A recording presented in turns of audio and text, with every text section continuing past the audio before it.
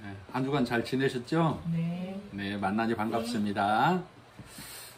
지난 사도행전 14장에서 전도 여행을 다녀와서 바울과 바나바가 안디옥 교회에서 오랫동안 머물렀다. 제자들과 함께 오랫동안 머물렀다. 이렇게 말씀이 끝났습니다. 그리고 15장이 시작이 되어졌어요.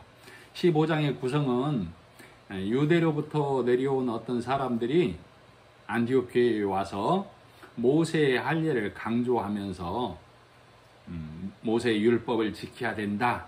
이 강조를 하게 되고 그 일로 인해서 예루살렘에 가게 되는 일.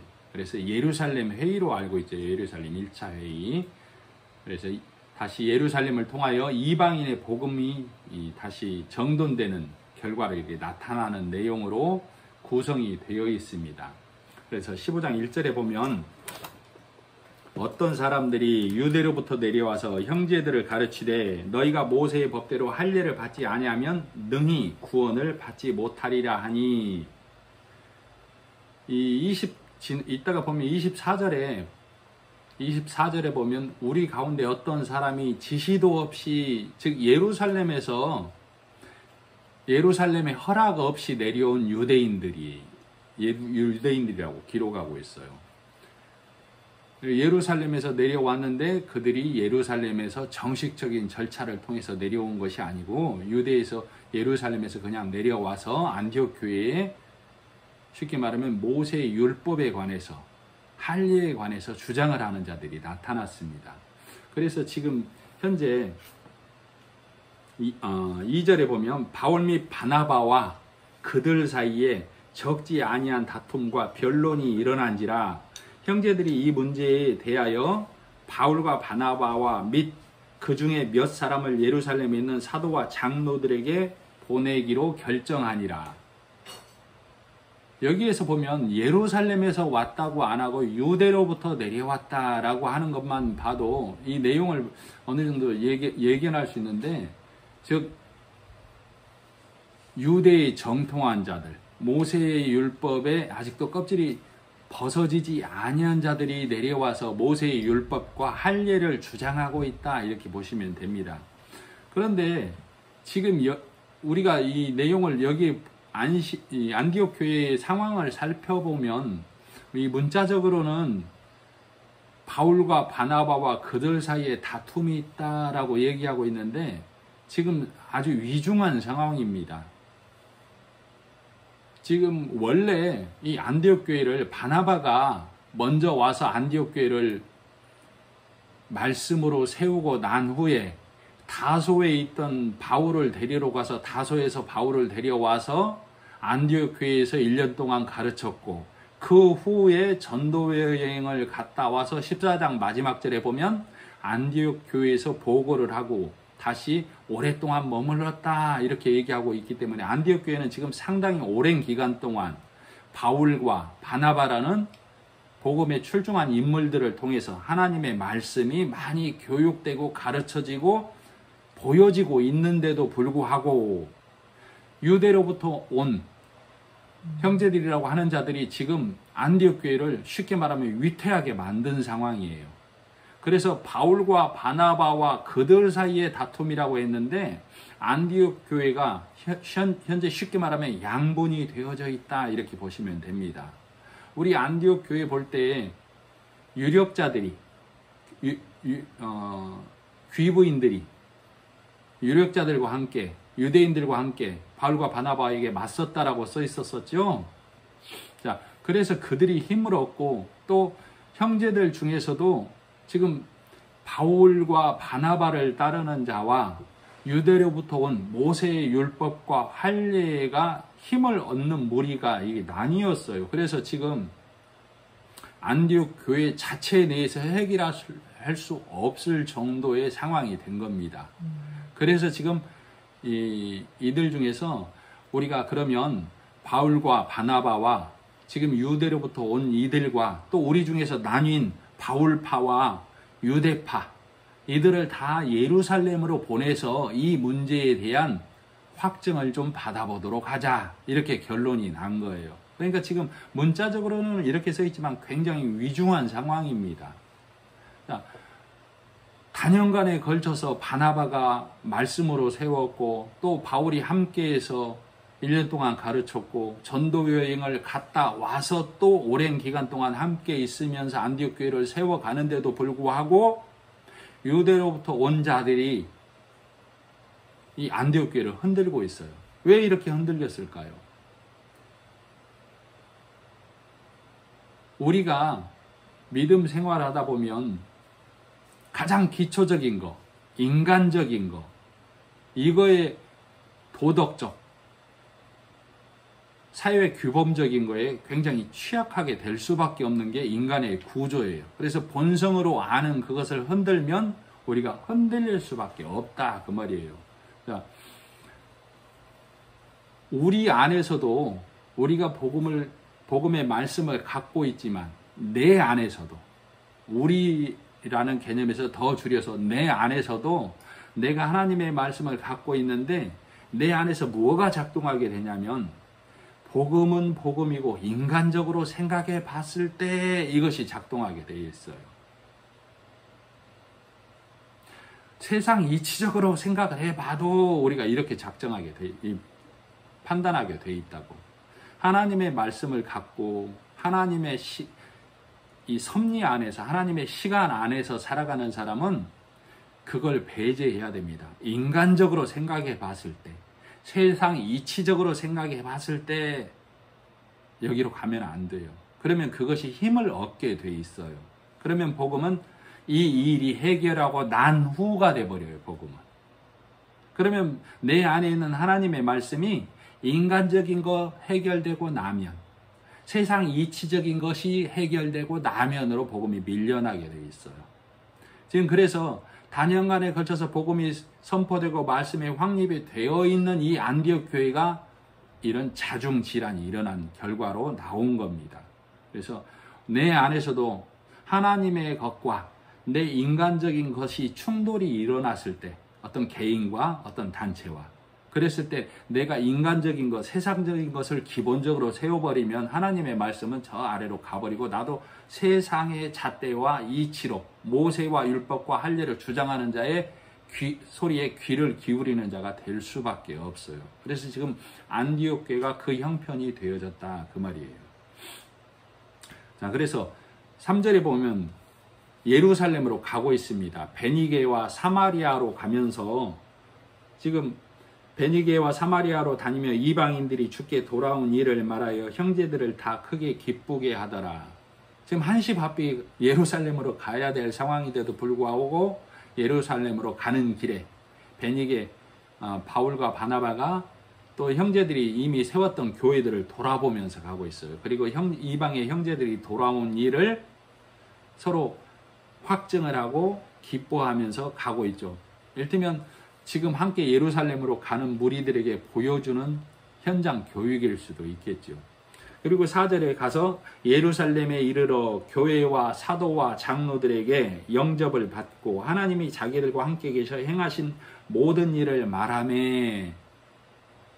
지금 안디옥 교회뿐만 아니라 복음이 전해진 모든 곳의 일들을 예루살렘 교회에 보고를 하고 있어요. 그랬을 때 5절 바리새파 중에 어떤 믿는 사람들이 일어나 말하되 이방인에게 할례를 행하고 모세의 율법을 지키라 명하는 것이 마땅하다 하니라. 어쩌면 지금 이들의 부류에서 안디옥으로 보내졌는지 모르겠어요. 그렇죠. 예루살렘에도 지금 바리새파적인 유대인들이 있다 이 말이에요. 그래서 그들이 모세의 율법에 관해서 할례에 관해서 이방인들이 복음을 받아들였다고 그러면 모세의 율법을 지켜야 하고 할례를 행해야만 해. 그렇지 않으면 천국에 갈 수 없어. 이렇게 주장을 하고 있는 것이죠. 그래서 지금 복음의 일과 아까 보고를 했죠. 이방인들이 복음을 받아들인 것을 보고했는데 5절 바리새파는 그렇다면 그들은 할례를 통해서 의롭게 되어져야 하는 과정이 필요해. 지금 충돌이 일어나고 있어요. 자, 그래서 이 바리새파가 할례를 행해야 된다라고 했는데 지금 이들은 그럼 어떤 할례를 행하라는 거예요? 모세의 율법대로 육적인 할례를 행해야만, 표식을 해야만 된다 이렇게 얘기하고 있는 거죠. 그리고 모세의 율법, 바리새인적인 삶, 경건한 삶이 따르지 아니하면 그는 그리스도인이 아니야. 그는 구원받은 사람은 아니야. 그는 천국에 갈 수 없어. 그럼 복음과 율법이 섞이게 돼버리는 것이죠, 현재. 자, 로마서 2장 29절에 보면 할례를 어디에 받으라고 그랬죠? 마음의 할례를 받으라고 그랬어요. 저번에 말씀을 해드릴 때 복음서, 물론 구약도 마찬가지입니다. 성경이 순차적으로 기록되고 배열되고 우리에게 66권이 되어져서 우리에게 읽혀지는 것이 매우 중요하다. 그것이 성경이 순차적으로 배열된 것 또한 성령 하나님에 의해서 작정되어지고 배열되어져서 우리에게 읽혀지는 것이다 라고 말씀을 드렸어요.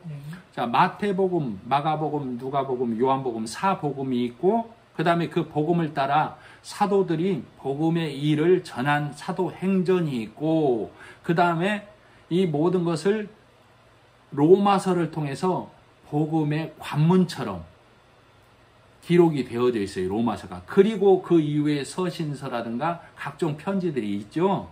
그래서 로마서라는 큰 관문을 통해서 읽혀져야 야고보서나 다른 여타의 서신서들이 행하라, 지켜라, 인내하라, 율법적으로 읽히지 않는다라고 말씀을 해드린 거 기억나죠? 자, 그런 것처럼 로마서 2장 29절에 보면 너희는 마음의 할례를 행하라 이렇게 기록이 되어져 있어요. 그럼 마음의 할례를 어떻게 행하죠? 하나님의 말씀, 예수 그리스도가 이 땅에 오셔서 예수님, 신랑 되신 예수가 우리에게 준 말씀이 뭐예요? 너희는 이것만 먹고 있으라 하는 신랑이 준 말씀. 내가 너희를 위해서 죽노라. 그리고 내가 죽음을 이기고 살아났노라. 그것이 예수 그리스도가 우리에게 준 말씀이죠. 죽고 살아나심. 그리고 내가 먼저 가서 너희를 위하여 처소를 예배하고 너희를 다시 데리러 오겠다. 이것이 예수 그리스도 신랑이 우리에게 주신 말씀이죠. 이것만을, 이 말씀이 내 안에 들어온 것이 마음의 할례를 받는 거예요. 그러면 할례를 뭘로 받아요? 말씀으로 받는 것이죠. 자, 신명기 10장 16절에 보면 너희는, 신명기는 여리고성 가나안 땅에 들어가기 전에, 여리고성을 무너뜨리러 가기 전에 신명기가 있어요. 너희는 새로운 명령, 하나님의 복음의 말씀, 새로운 말씀을 받아들여서 가나안 땅에 들어가야만 된다. 새로운 명령, 신명기예요. 너희는 마음의 할례를 받고 목을 곧게 하지 말라. 신명기에서 있는 말씀, 신명기 10장 16절에 있는 말씀이에요. 어디에 할례를 하라고? 마음의 할례를 하고 목을 곧게 하지 말라. 신명기에서 있는 말씀이라고.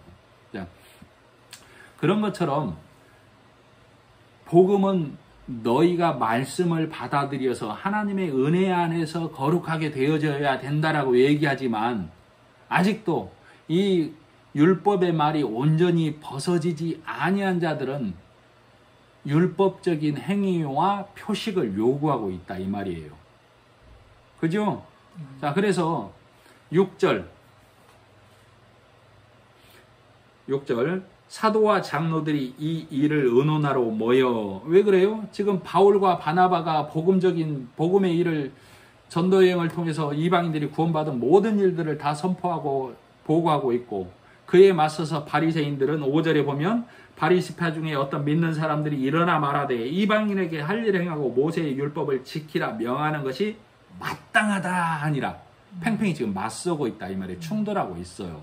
그랬을 때 지금 6절 사도와 장로들이 이 일을 의논하러 모여 많은 변론이 있은 후에 바리새파들의 의견도 들어보고 복음적인 바울과 바나바 쪽의 얘기도 들어보고 많은 변론이 있은 후에 베드로가 일어나 말하되 형제들아.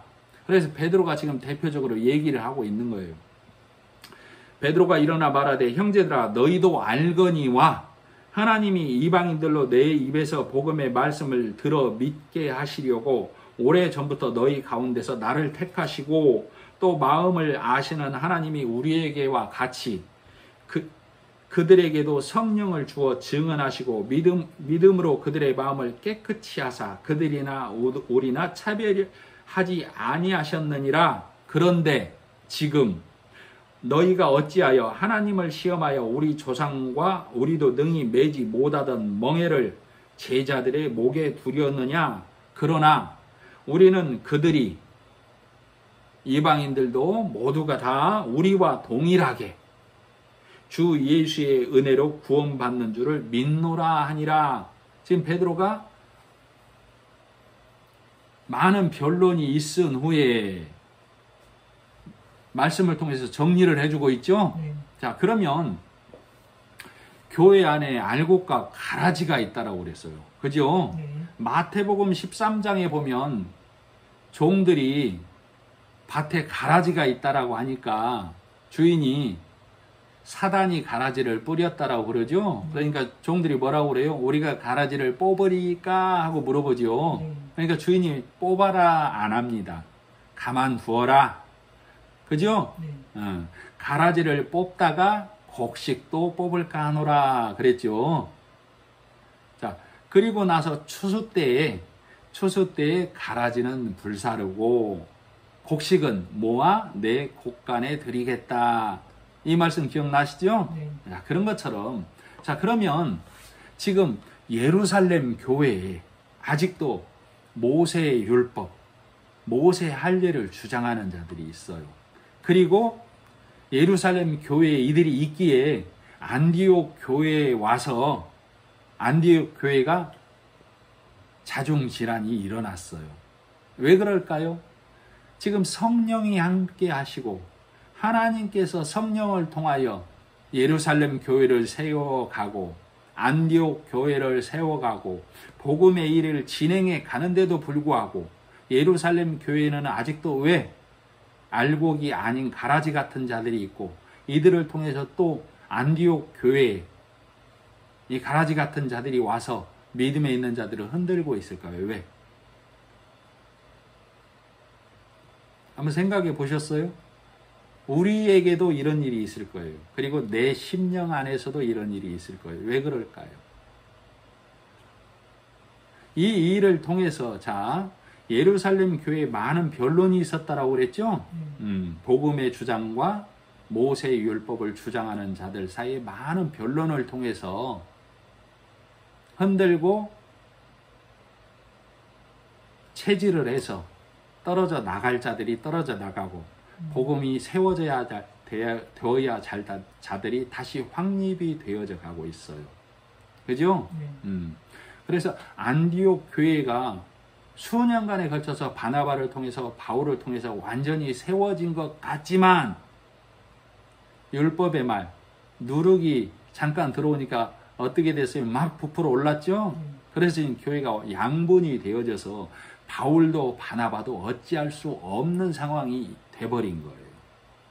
이처럼 율법의 말, 사람의 교훈의 말은 무섭습니다. 착하게 살아야 돼. 선하게 살아야 돼. 인간의 본성이 추구하는 거예요. 그죠? 자, 그래서 베드로가 그들도 우리도 동일하게 우리가 성령이 임해서 성령이 임하기 전까지는 우리도 율법 안에 앉아 있었다가 예수 그리스도가 이 땅에 오셔서 우리를 위해서 대신 죽을 때에도 우리는 그에게 돌을 던지는 자였어.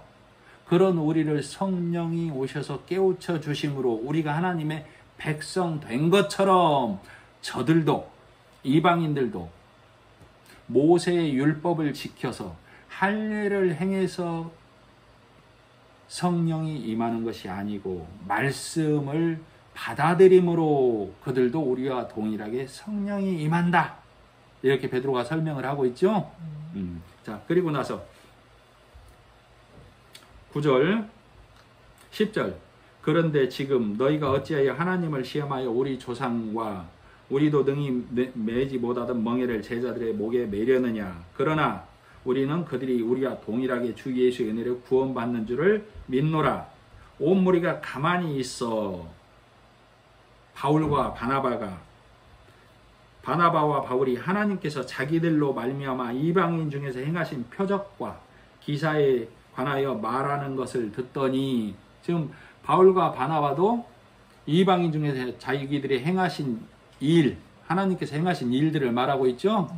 자, 우리가 말씀을 전할 때 그들에게도 성령이 임했다. 이게 표적과 기사예요. 자, 그들이 의롭게 되는 것은 율법을 지켜서가 아니고 할례를 행하고 나서가 아니고 우리가 예수 그리스도가 죽고 살아나신 성령이 깨우쳐 주신 말씀을 우리가 그들에게, 이방인들에게 전할 때 그들도 우리와 동일하게 그들에게 성령이 임했다라고 보고를 하고 있는 거예요. 그죠? 네. 창세기 15장에 보면, 그래서 아마 여기에 기록은 안 돼 있지만 베드로도 그 말을 했을 것이고 아마 바울과 바나바도 그랬을 거예요. 너희 믿음의 조상 아브라함을 한번 생각해 봐라. 아브라함이 15장 1절에 나는, 하나님께서 아브라함에게 나타나서 나는 내 방패요 너의 지극히 큰 상급이니라. 아브라함에게 76세 때에 나타나서 하나님이 이 말씀을 했다. 그러니까 아브라함이 뭐라고 했냐? 하나님께 나는 아들이 없습니다. 엘리에셀 이 종을 내 후계자로 삼으렵니다. 그러니까 하나님께서 뭐라고 그래요? 네 몸에서 날짜가 네 후손이, 네 자손이 되리라 얘기하죠. 그러니까 아브라함이 하나님의 말씀을 믿으니 여호와께서 이를 그의 의로 여기셨다 그랬죠. 자, 그러면 아브라함이 하나님께 의로 여겨짐을 받은 게 몇 세예요? 76세. 그죠? 하나님의 말씀을 믿으니 하나님께서 아브라함에게 의롭다라고 하셨어요. 자, 하나님이 의롭다라고 여긴 아브라함 86세에 뭐 했어요? 이스마엘 낳았죠? 왜? 기다려도 하나님이 나에게 아들을 안 주시니까. 우리 인간의 시계예요. 인간의 시계 이게. 우리는 하나님이 나 살아있을 동안 예수 그리스도를 이 땅에 보내주셨으면 하는 바람을 갖고 있죠. 이게 내가 아브라함이 이스마엘을 낳는 것과 똑같은 믿음이라고. 하나님의 시계 안으로 들어가야 돼요. 믿음의 사람들은. 이스마엘을 86세에 낳고 나서 13년이 또 흐른 후에 99세 때 하나님께서 아브라함에게 나타나십니다. 그러시죠? 그래서 내년 이맘때에 너에게 아들이 있을 것이다. 이렇게 얘기를 합니다. 그죠? 그러니까 그것을 내가 뭘로 알릴까? 그 전에 99세 때에 나타나서 너에게 내년 이맘때에 사라가 아들을 낳을 것이다 하니까 아브라함과 사라가 다 웃어버리죠. 웃어버립니다. 그러니까 하나님께서 아브라함에게 그 약속을 확언해 주시면서 너는 할례를 받으라 이렇게 얘기를 합니다. 그죠? 그러니까 아브라함이 이삭을 낳고 나서 할례를 받은 게 아니고 이삭을 100세 때 낳습니다. 99세 때에 아브라함이 할례를 받아요. 그러면 성경을 볼 때 아브라함이 할례를 받아서 하나님이 이삭을 주셨구나 이렇게 볼 수가 있어요. 잘못하면. 아마 바리새인들이 그렇게 볼 거예요. 그러면 아브라함이 할례를 받은 이유는 뭐예요? 아브라함은 이미 이삭을 출산할 상황이 못 되었죠. 조건상. 이 아브라함이 할례를 행한 이유는 내가 아들을 낳을 수 없습니다라는 고백이에요. 내가 아들을 낳을 수 없습니다라는 고백. 즉 하나님께서 나에게 아들을 주셨다라는 것을 잊지 말자는 표식을 한 거예요. 표식. 왜? 예전에도 한번 말씀해 드렸지만 우리 인간은 만일에 아브라함이 하나님께서 그럴 수 있잖아요. 너 이삭 낳고 나면 내가 이삭 너에게 준 거 잊지 말아야 돼. 그리고 나서 표식해. 그랬다라면 우리 인간은 어떻게 될까요? 하나님이 준 거 잊어버린다니까. 내 힘으로 낳았어가 돼버린다고 우리 인간은.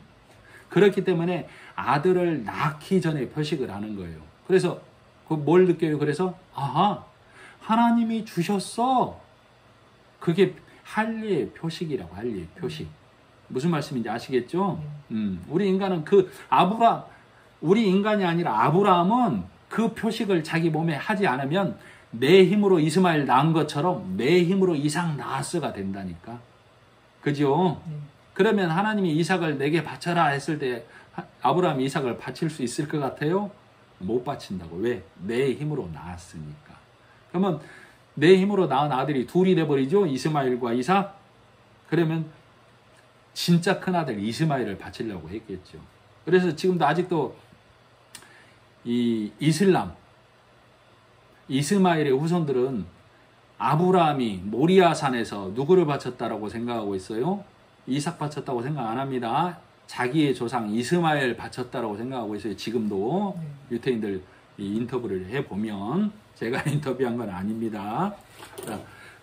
자, 그런 것처럼 이 바울과 바나바가 너희 조상 아브라함이 할례를 했는데 할례를 왜 했느냐? 이삭을 내가 낳은 게 아니고 하나님이 주셨어라는 걸 잊지 말기 위해서 했지 않느냐. 그래서 로마서 4장 10절에 보면 아브라함은 할례자의 조상이 되었다라고 했던 것처럼 할례자의 조상이 뭐냐? 말씀을 믿는 자의 조상이 되었다. 그래서 믿음의 조상 아브라함 아니냐.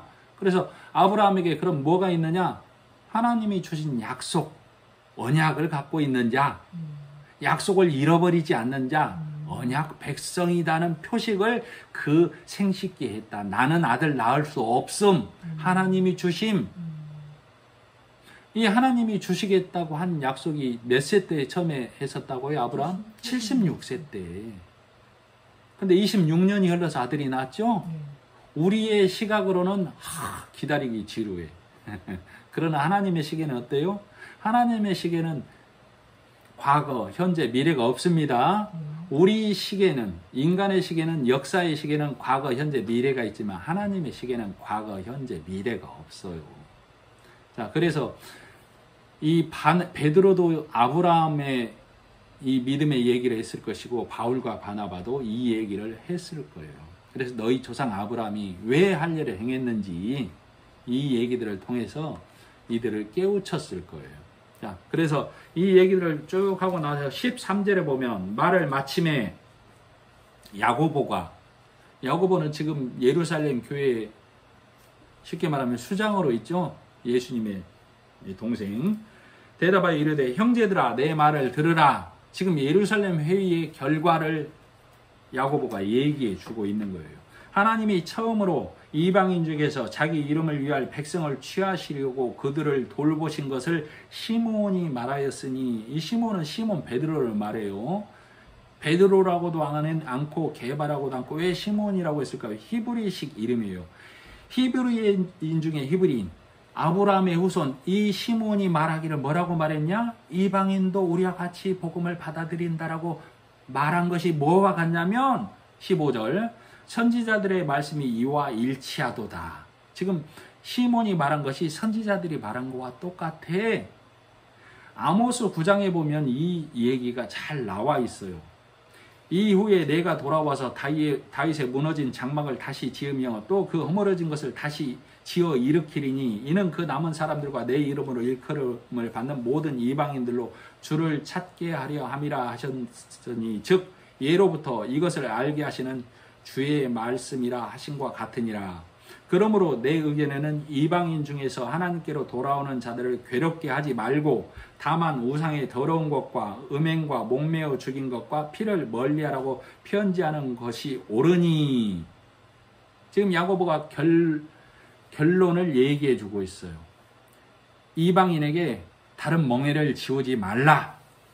대신 우상의 더러운 것과 음행과 목매어 죽인 것과 피를 멀리하라고 편지하는 것이 옳으니.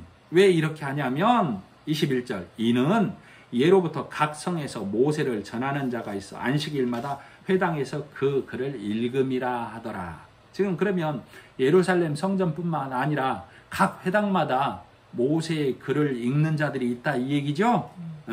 그들을 생각해서 지금 몇 가지 조건을 제시를 하고 있어요. 할례도 무거운 짐도 지우지 말되 몇 가지 이것은 행하면 된다라고. 이에 사도와 장로와 온 교회가 그 중에서 사람들을 택하여 바울과 바나바와 함께 안디옥으로 보내기를 결정하니 곧 형제 중에 인도자인 바사바라는 유다와 실라더라. 그래서 지금 이 결론이 난 것을 얘기하고 나서 유다와 실라를 보내고 있어요. 바사바라고 하는 유다. 이 실라는 로마 사람입니다. 로마 사람.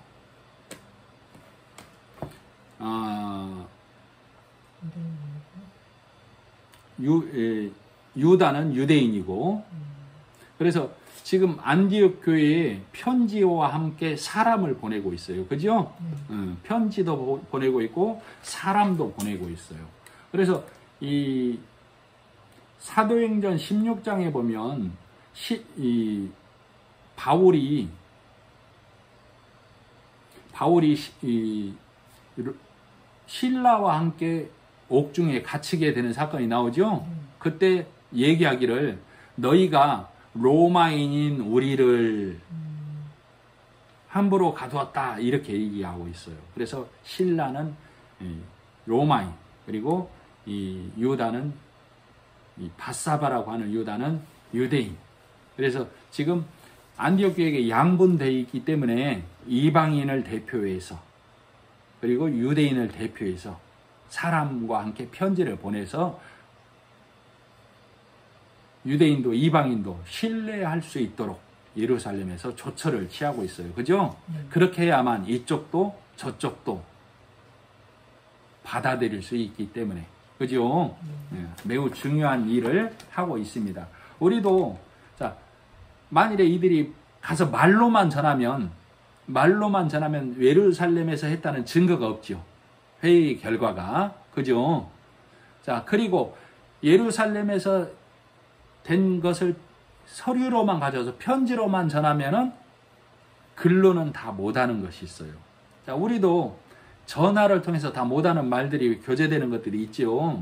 만나서 해야 되는 것들이 있어요. 대면을 통해서.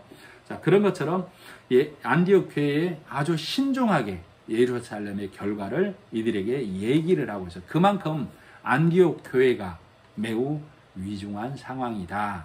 그래서 많은 이들이 지금 흔들림 가운데 있기 때문에 아주 신중하게 대처를 하고 있어요. 자, 25절.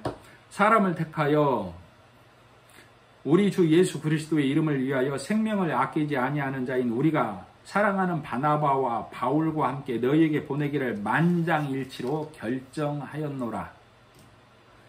만장일치로 결정했는데 아직도 예루살렘 교회에서는 바리새파, 유대인 사이에 아마 앙금이 남아있을 거예요.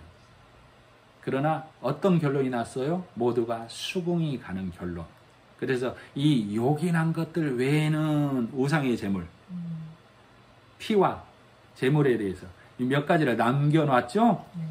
그래서 많은 변론이 있은 후에 그런 것들을 온전히 재버리면 아직도 각 회당에 남아있는 바리새파적인 신앙이 있는 자들이 다 무너져 떨어져 나가버리겠죠? 그죠? 이것은 타협이 아니고 상황에 따라 시대에 따라 점차적으로 복음을 그들이 받아들이게끔 성령이 조정을 하고 있다. 이렇게 보시면 됩니다. 28절. 27절. 그리하여 유다와 실라를 보내니 그들도 이 일을 말로 전하리라. 성령과 우리는 이 요긴한 것들 외에는 아무 짐도 너희에게 지우지 아니하는 것이 옳은 줄로 알았노니 우상의 제물과 피와 목매어 죽인 것과 음행을 멀리할지니라. 이에 스스로 상가면 잘 되리라. 평안함을 원하노라. 그들이 작별하고 안디옥에 내려가 무리를 모은 후에 편지를 전하니 읽고 그 위로한 말을 기뻐하더라. 유다와 실라도 선지자라. 여러 말로 형제를 권면하여 굳게 하고. 그러니까 예루살렘에서 행한 모든 회의와 모든 내용들을 통해서 안디옥 교회를 다시 회복시키고 있지요. 자, 그 다음에 33절. 얼마 있다가 평안히 가라 하라는 전송을 형제들에게 받고. 안디옥 교회에서 지금 유다와 실라에게 뭐라고 하고 있어요? 자, 한번 생각해 보세요. 졸지 말고. 얼마 있다가 평안히 가라는 전송을 형제들에게 받고 그랬어요. 그러면 편지를 통해서 유다와 실라를 통해서 또 교제와 권면과 위로를 통해서 성도들이 어떻게 됐다는 얘기예요? 믿음이 회복되고 확립되어졌다. 모세 율법 할례가 마음에 행해져야 되는 것이구나. 이런 것들이 모두 정리가 되어졌다는 얘기죠. 네. 아, 이제 우리가 이 말씀이 확증이 되어졌으니 이제 가셔도 됩니다. 이 말이죠. 네. 자, 그랬을 때 34절 없음이라고 되어 있는데 어떤 번역본에는 신라는 안디옥에 남기로 하였다. 이렇게 기록이 되어져 있습니다. 그래서 지금 나중에 이제 고린도 전서에 가면 바울이 우상의 제물에 대해서, 우상 숭배에 대해서, 우상 숭배가 뭔지, 너희는 주의 잔과 귀신의 잔을 겸하지 말라. 육신을 따라 난 이스라엘을 보라. 그들이 섬기는 것은 육신을 따라 난 이스라엘. 말씀도 섬기고 율법도 섬기고 그런 이스라엘을 보라. 그들이 섬기는 건, 이방인들이 섬기는 건, 이방인들이 제사하는 것은 고린도전서 10장에 있는 얘기예요. 그들이 하는 제사는 귀신에게 하는 것이다. 이렇게 얘기하고 있어요. 그러면 그들이 육신을 따라 난 이스라엘이 하는 제사가 뭐예요? 지금으로 치면 예배. 육신을 따라 난 이스라엘이 하는 제사, 육신을 따라 율법을 따라 사람의 교훈을 따라 드리는 예배는 하나님께 드리는 예배가 아니라 누구에게 드리는 예배가 된다는 얘기예요? 고린도전서 10장 얘기가 귀신에게 하는 예배다고. 하나님께 하는 예배가 아니고. 고린도전서 10장 14절로 22절에 있는 말씀이에요. 시간 내서 꼭 읽어보셔야 합니다. 제가 시간이 부족해서 읽어드리지 않겠어요. 육신을 따라 난 고린도전서 10장 18절 얘기예요. 육신을 따라 난 이스라엘을 보라. 무릇 이방인이 제사하는 제사는 하나님께 하는 제사가 아니고 귀신에게 하는 제사다. 자, 그러니까 지금 예배를 드리는 자가 율법에 매여서 사람의 교훈에 매여서 교회에서 이 예배 드리면 그거 하나님께 드리는 예배 아니다. 귀신에게 하는 예배다. 그 말이에요. 주의 잔과 귀신의 잔을 겸하여 섬기지 못한다. 주의 식탁과 귀신의 식탁을 겸하지 말라.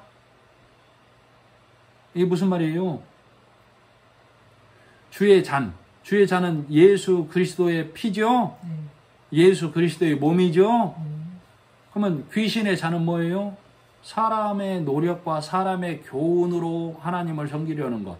내가 피땀 흘려서 하는 걸 귀신의 잔이라고 그래요. 귀신의 식탁을 뭐라고 그래요? 내가 피땀 흘려서, 사람이 피땀 흘려서 하는 모든 행위를 하나님의 식탁이 아닌 귀신의 식탁이라고 그래요. 사람의 피와 열심과 노력을 통해서 하나님을 섬기려고 하는 모든 행위는 하나님께 드리는 예배가 아니라 귀신에게 드리는 예배다. 이렇게 우상의 제물에 대해서 바울이 정리를 다시 해주는 말씀이 있어요. 창세기에 보면 너희는 창세기 9장에 보면 고기를 그 생명되는 피채 먹지 말라. 레위기서에 보면 너희는 어떤 육체의 피든지 먹지 말라. 너희가 사냥하거든 모든 그 사냥한 것의 피를 밖에서 땅에 묻어버리라. 그렇게 얘기하고 있어요. 모든 육체의 생명은 그것의 피인즉 그 피를 먹는 자는 끊쳐지리라 그랬단 말이에요.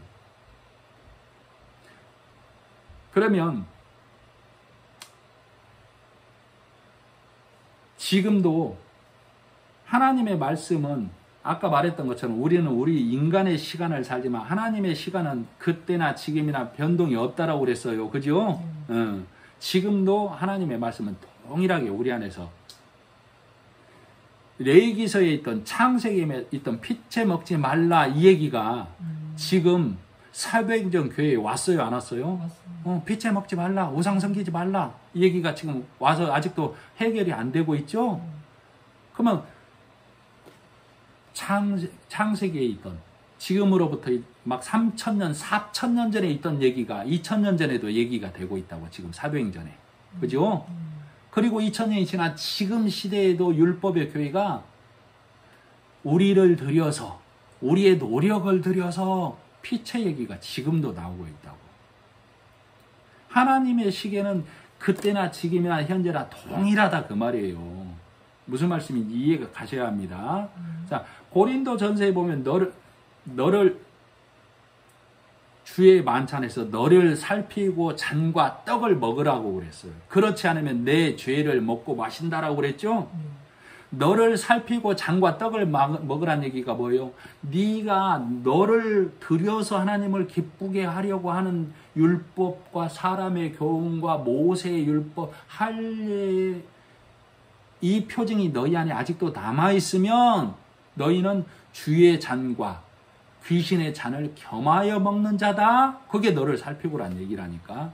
이해가 가시죠? 그렇지 않으면 네 죄를 먹고 마시게 된다. 그러면 성만찬이 뭐예요? 성만찬이 떡 먹는 건가? 하나님의 말씀 먹는 거잖아요. 하나님의 말씀 먹는 거. 그죠? 너를 살피지 않으면 네 안에 하나님의 말씀이 없으면 너는 율법도 먹는 자, 교훈도 먹는 자. 율법, 교훈 먹는 자가 하나님의 말씀 먹는 자라고요? 귀신을 먹는 자라고요? 귀신의 잔과 귀신의 식탁을 먹는 자라고. 귀신에게 예배하는 자다, 그 말이 한마디로.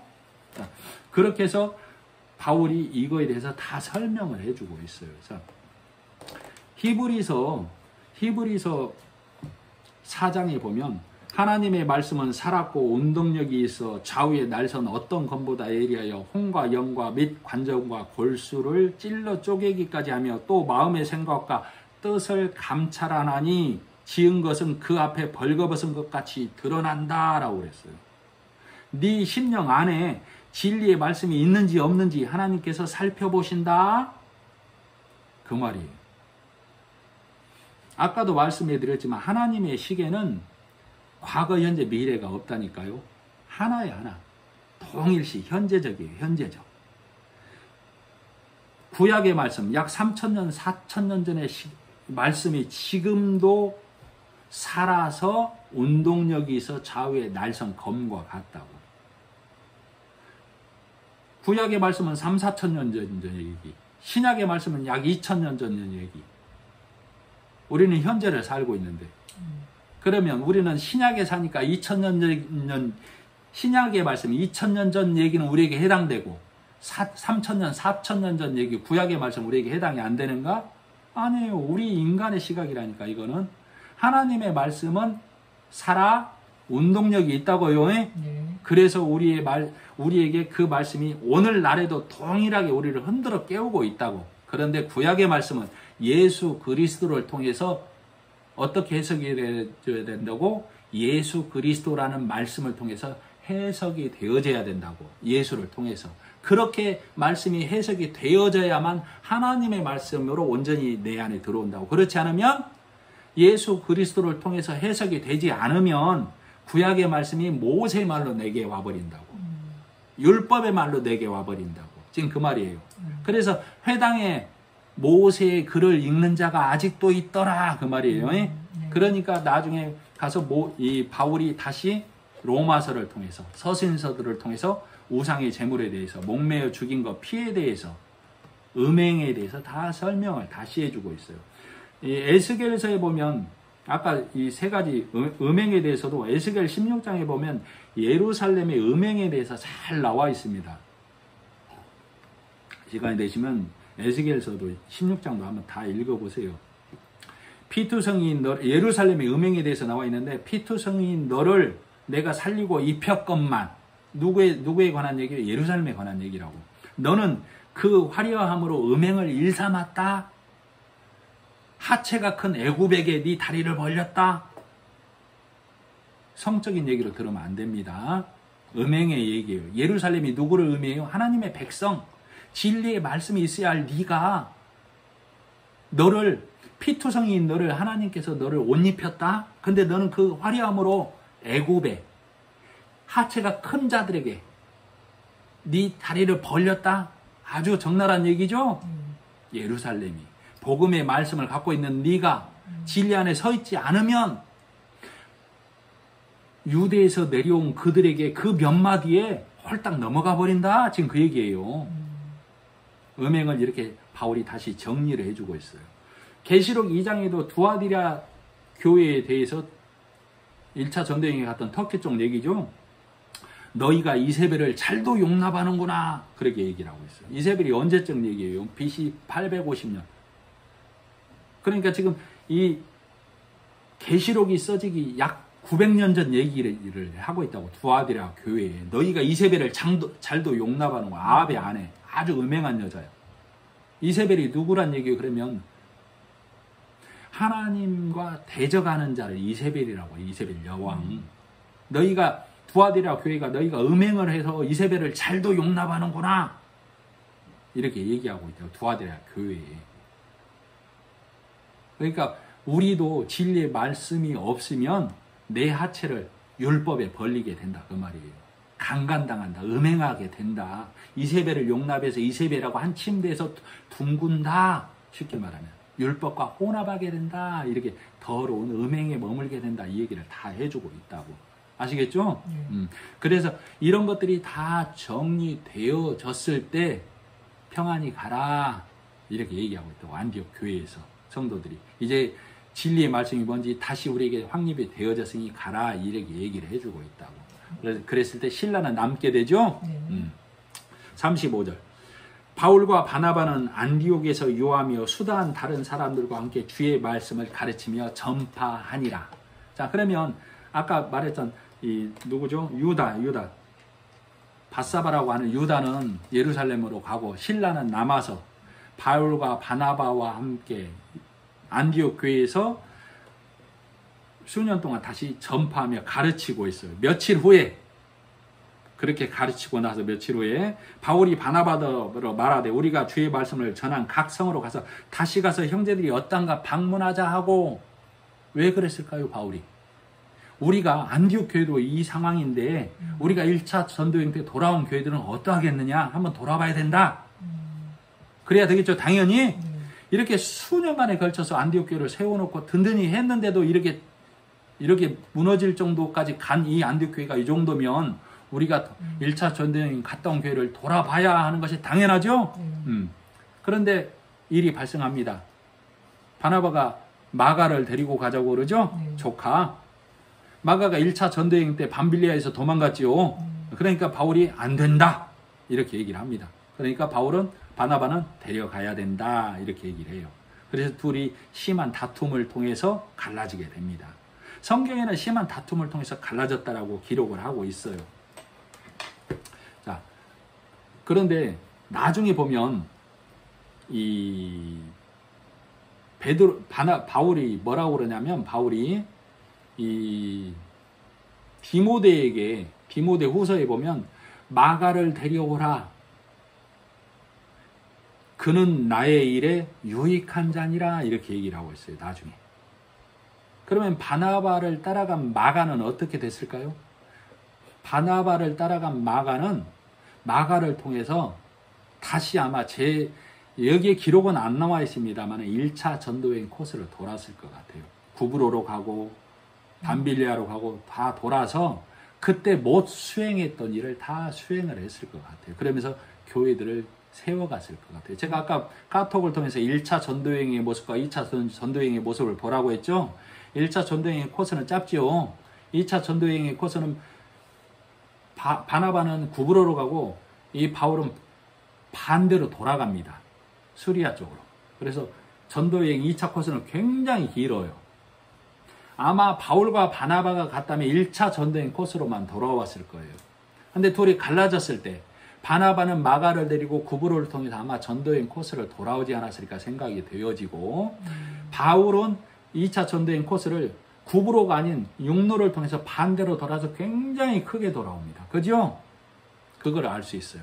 그래서 이 바울은 2차 전도여행 코스 가보지 않은 곳까지 더 이 전도여행의 코스가 확대가 되어졌고 바나바는 마가를 다시 1차 전도여행을 못한 그 마가를 세우는 일을 통해서 이 둘에게 다투었지만 결론은 어떻게 됐어요? 다툰 일이 도리어 선한 일이 되어졌죠? 선한 일이 뭐예요? 하나님의 일이 확장되는 거. 그래서 나중에 마가를 그를 데려오라. 그는 나에게 유익한 자니라. 바울이 고백을 하고 있죠? 자, 여기서 보면 이 베드로도 실수를 하게 되고 나중에 나올 겁니다. 바나바도 실수를 하는 장면이 나와요. 어찌 보면 이 바울도 사실 여기서 다툼을 통해서 바울을 세운 사람이 누구예요? 물론 하나님이고 예수님이고 성령님입니다. 그러나 바나바가 다소에 가서 사울을 데려왔죠. 그런 바나바가 이 바울을 세웠고 이 바울은 이 믿음에서 계속 서가는 자로 나중에 많은 성경을 기록하는 자로 나오게 되어 있어요. 그러면 나중에 보면 고린도 후서에도 보면 바울이 뭐라고 하냐면 너희는 나의 어리석음을 용납하라 이런 대목도 있어요. 물론 그것이 믿음 안에서 자랑을 통해 하는 얘기이기도 하지만 바울 또한 이런 본인이 나중에 돌아봤을 때 아마 바나바와 본인이 다툰 일을 통해서 하나님의 지경이 넓어졌구나 하고 믿음의 일을 더 바라보게 된 부분도 있을 거예요. 우리가 바울과 바나바가 심히 다투어서 서로 헤어졌다. 여기에 머물러 버리면 하나님의 일이 더 크게 확장되어진 것을 못 볼 수가 있어요. 그래서 바나바도 진리의 말씀을 갖고서 이 마가를 세우는 자로, 마가가 언약의 말씀을 가진 자로 세워졌어요. 그래서 바울의 동역자로 마가복음을 기록하는 자로 남는 것처럼 이 바울도 진리의 말씀을, 언약의 말씀을 갖고 있는 자가 되었기에 이 싸움을 통해서 더 하나님의 복음이 확장되는 일로 나타났어요. 자, 그래서 이 예루살렘 교회나 안디옥 교회나 모세의 율법을 가진 자, 복음이 완전히 깨닫지 못한 자, 가라지 같은 자들이 있음으로 인해서 안디옥 교회가 흔들렸고 예루살렘 교회가 흔들렸죠? 그러나 흔들렸는데 흔들리고 넘어졌어요. 더 굳건히 서갔어요. 더 굳건히 서가는 거예요. 그래서 율법적인 것들이 다 떨어져 나가버리는 거예요. 그래서 나중에는 어떻게 돼요? 진리의 말씀이 내 안에 가득한 자, 아비된 자의 신앙의 모습으로 서가는 거예요. 우리도 마찬가지예요. 내가 아직은 저 형제를, 저 자매를 용납할 수 없을 수도 있어요. 그러나 그 흔들림을 통해서 또 나도 흔들림을 통해서 진리의 말씀 가운데, 하나님의 말씀 가운데 서가는 거예요. 그죠? 그 말씀의 가운데 서가는 것을 하나님의 말씀이 내 안에 확고해져 간다. 언약을 가진 백성, 하나님의 백성이 되어져 간다. 그 말이에요. 그래서 오늘 말씀의 제목이 뭐라고요? 네, 언약 백성. 그래서 시온성과 같은, 오늘 찬송 불렀죠? 210장? 시온성과 같은 교회. 시온성과 같은 교회는 예수 그리스도로 세워지는 교회를 말해요. 이 땅에 육신의 바리새인의 율법의 말씀으로는 세울 수 없는 교회를 시온성과 같은 교회라고 그래요. 그래서 우리도 하나님의 말씀을 가진 시온성과 같은 교회가 되어져 가야만 합니다. 네, 기도하겠습니다. 하나님 아버지 은혜를 감사합니다. 우리가 진리의 말씀, 하나님의 말씀을 갖고 있지만 내 욕심의 흔들림은 나를 한순간에 무너뜨리는 누룩으로 나타난 것을 안디옥 교회를 통해서 볼 수 있었습니다. 안디옥 교회가 해결이 안 되었을 때 예루살렘을 통하여, 예루살렘에 가서 교제를 통하여 하나님의 말씀이 다시 정리되고 굳건하게 되어져 가듯 내 안에서, 우리 안에서 충돌이 있을 때 하나님의 말씀으로 돌아가 성령의 음성을 통해 하나님께 나아가는 자들의 무릎이 될 수 있도록 내 심령 안에서 주님의 말씀이 끌어지고 확장되어져 가게 하여 주셨기만을 간절히 바라고 원하면서 예수님의 이름으로 기도드립니다. 아멘.